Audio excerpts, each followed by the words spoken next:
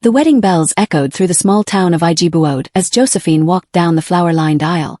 Her heart pounded with hope. Her white dress flowed like morning mist, her smile as bright as the afternoon sun. The villagers watched with joy, murmuring blessings. "She has caught a Lagos man," they whispered. "Her life is made." Bryan stood waiting, handsome in his sleek navy blue agbada, his wristwatch glittering like his polished smile. He reached for her hands, whispering, "You're mine now, forever." Josephine smiled. She believed him. Everything about Bryan had felt like a dream. His smooth voice, his sweet texts, the surprise visits with gifts, the way he told her she was too good to be hidden in a small town. When he knelt under the mango tree and proposed with a sapphire ring, her heart had burst with joy. She thought she had finally found her fairy tale. But fairy tales don't prepare you for reality. The first sign came as the Uber pulled into Bryan's family mansion in Ikoyi. The black gate slid open like the entrance to another world. Tall white walls, glass windows, marble floors, and silence that pressed against her chest. Waiting at the top of the stairs was Madame Chi. She was tall, regal, and sharp-eyed. Draped in gold lace, her makeup heavy, her lips curled in distaste. She didn't smile. "So, you're the one," she said slowly, almost amused. Josephine bent respectfully. "Good evening, Ma. No need for all that. I just hope you didn't think marriage into this house would be a holiday." Her voice sliced through Josephine like a blade. Bryan chuckled awkwardly and tried to brush it off. But as the days passed, Josephine realized she was no wife in that mansion.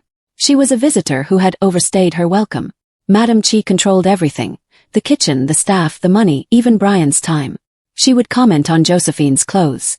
"We don't wear wrappers here. Dress like a city wife."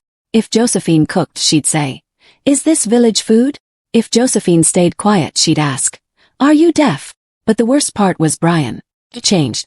The sweet man who once called her every morning now barely said a word.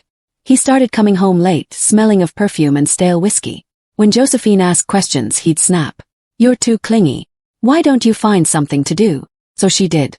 Josephine returned to teaching, her first love, at a private school in Surulere.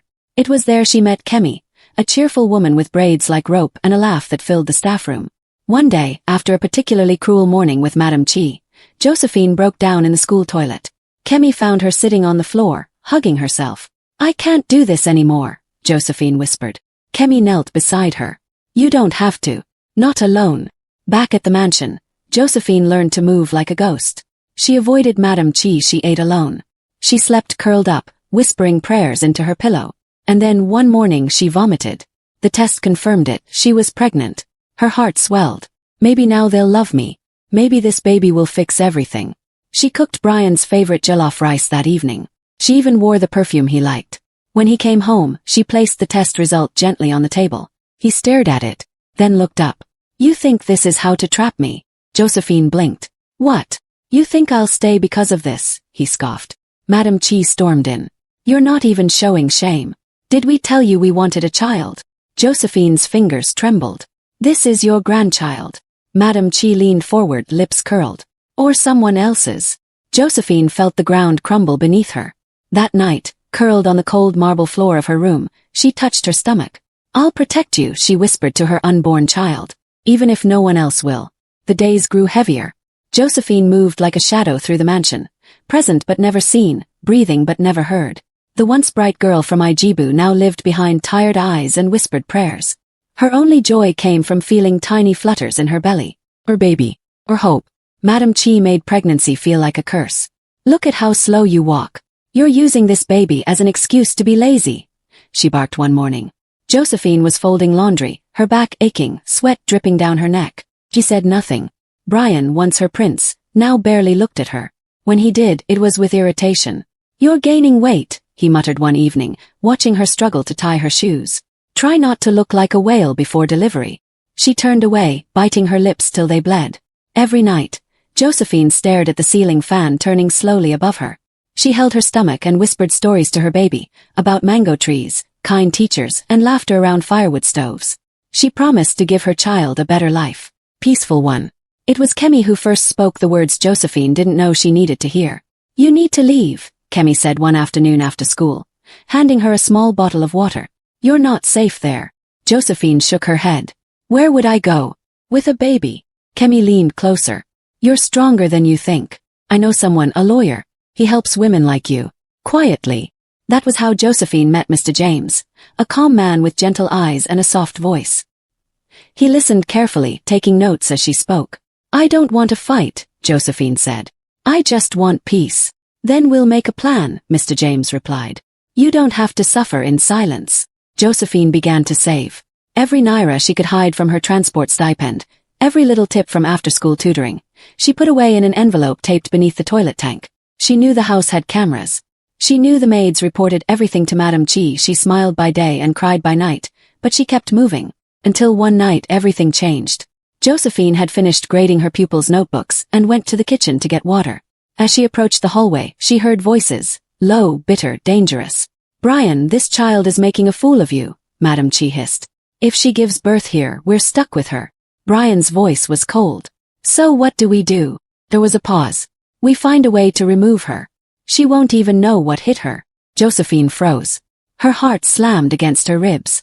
Her legs turned to water. She tiptoed back to her room and locked the door, pressing her hand to her belly. "They're planning to hurt me or worse." At 4 a.m. she packed. One pair of jeans, two tops, her baby's scan photo, the envelope of savings, her school ID, and the little pair of socks she had bought for her child at Balagan Market. She slipped through the back door like a thief, praying no one would wake up. The security man was dozing in his chair. She kept walking. She walked until the mansion disappeared behind her. By sunrise, Josephine was standing at the bus terminal in Ojulegba, breathing cold morning air, watching buses roar past. She didn't know exactly where she was going, but she knew what she was leaving behind. Josephine arrived in Ajij at dawn, carrying only a small bag and a belly full of fear. Lagos was wide and loud. Horns blared. Conductors shouted. Strangers rushed past. But she didn't care. She was free. Her first stop was a small guest house recommended by Kemi. It wasn't much. Chipped walls, a creaky ceiling fan, and a mattress on the floor. But it was hers. No Madam Chi, no cold stares. Just silence. And the distant call of morning prayers. She sat on the mattress, tears falling fast. But this time they weren't from pain. They were from relief.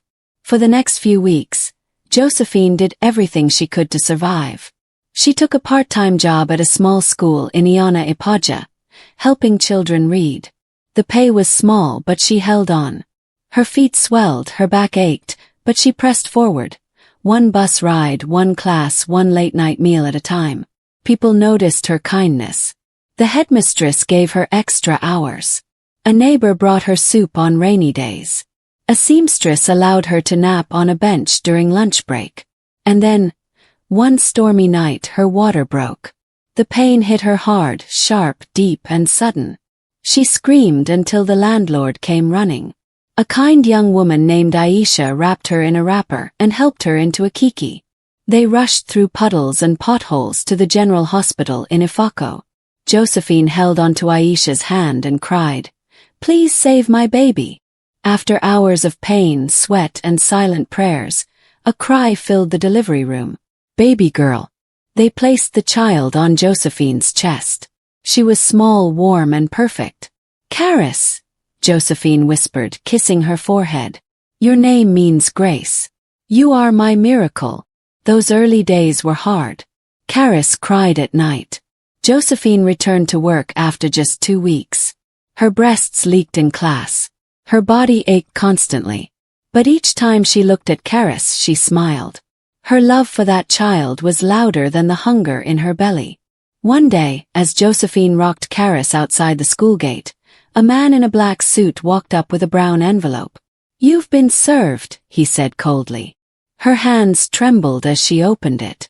Bryan had filed for custody. He was claiming she abandoned her marital home and was unfit to care for the child.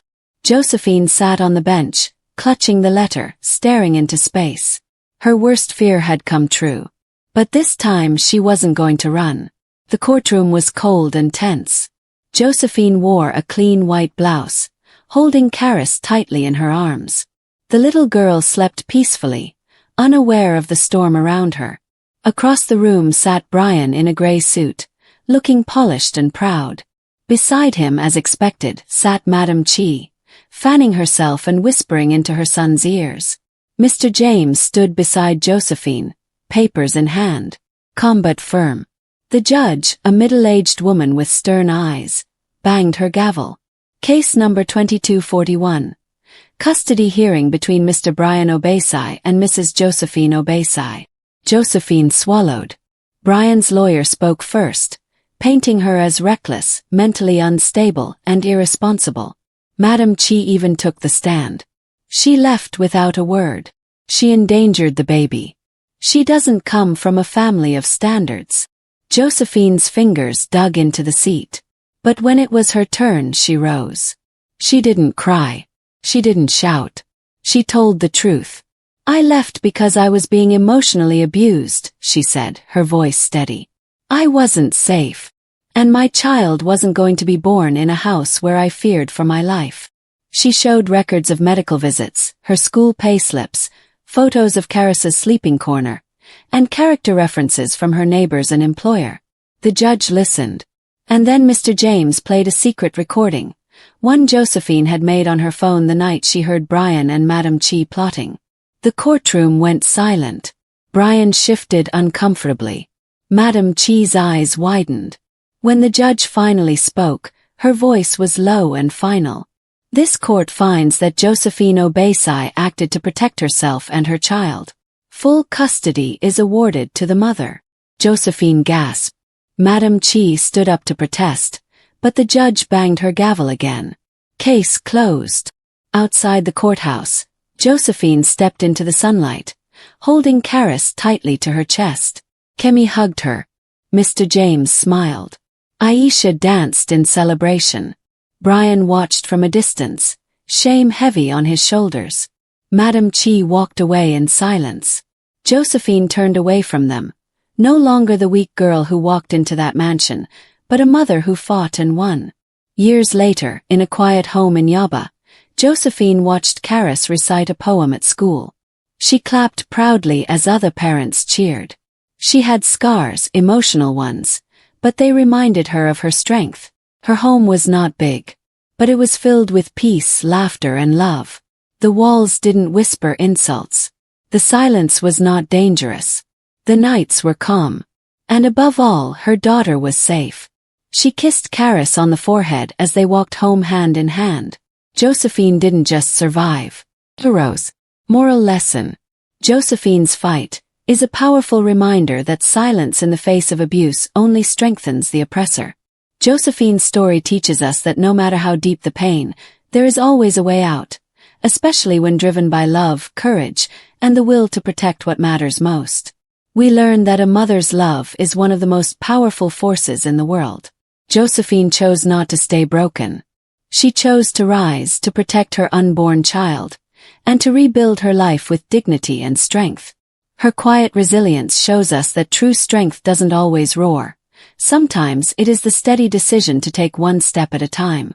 The story also reminds us that being educated and self-reliant opens doors to freedom. Josephine was able to survive because she had a skill, a job, and a plan.